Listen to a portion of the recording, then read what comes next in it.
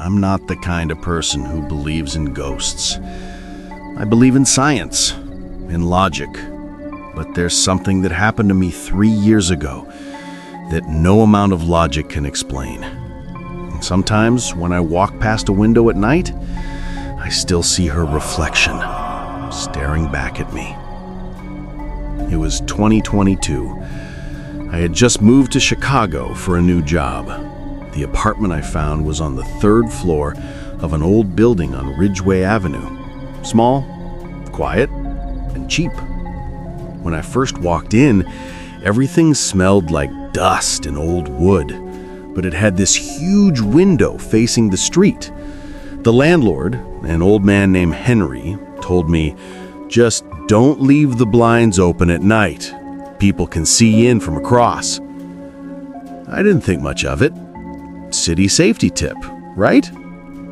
But that first night, I was unpacking boxes when I noticed something strange. Across the street, in the window directly opposite mine, stood a girl. She looked maybe 17, pale skin, black hair covering half her face. She was just... I waved awkwardly. No reaction. She didn't move, didn't blink. When I turned away and looked back a few seconds later, she was gone. A few days later, I met a woman who lived in the next apartment. Her name was Clara. Friendly, middle-aged, always had a cup of coffee in hand. She asked casually, "How's the new place treating you?"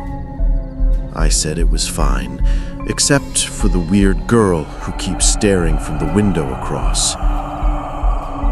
Clara froze. Her expression changed instantly. "Which window?" I pointed. She looked terrified. Then she said softly, "That building's been empty since last winter." I laughed, thinking she was joking, but she wasn't smiling. She said, "A girl used to live there. Name was Emily Reed. She died in that room. That night, I couldn't sleep. I sat by my desk, scrolling my phone, when I felt it. That prickling on the back of your neck when someone's watching. I looked up. The girl was back. Same place. Same expression. Only this time, her hand was pressed against the glass. Slowly, she lifted it and pointed at me.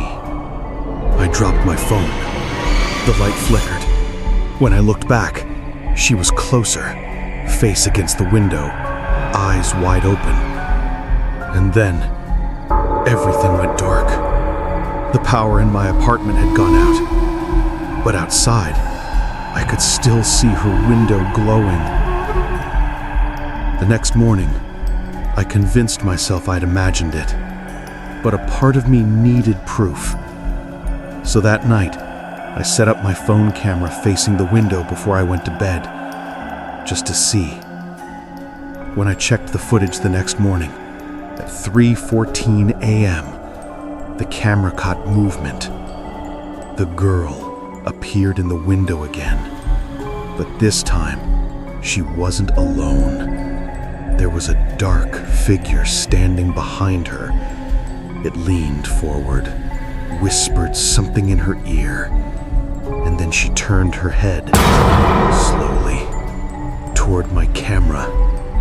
Her mouth moved like she was saying something, but there was no sound. I replayed the footage frame by frame, and when I zoomed in, I could read her lips. She said, "Don't stay here." I couldn't take it anymore. I went to the landlord and told him everything.